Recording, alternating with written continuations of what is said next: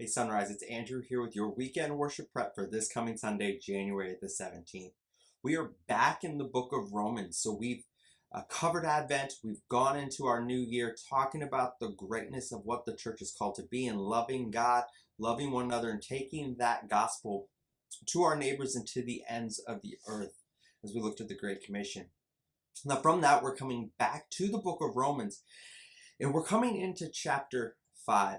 So if you'll remember, we've covered 1 through 4, and in the first 4 chapters, we've looked at the reality of sin and the nature of the gospel in saving sinners, bringing forth justification for those who have repented and believed.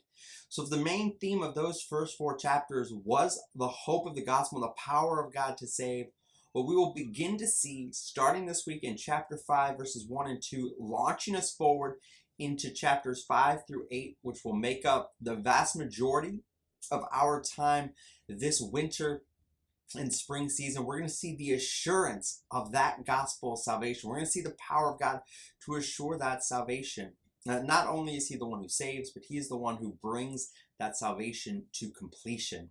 And specifically, as we said, we will begin this week in verses 1 and 2 of chapter 5 as we talk about the peace with God and how important that reality is, the with God, that he has made peace with man, and how that affects us, how does that change us, and how does that really determine the scope of our lives as we talk about through that peace.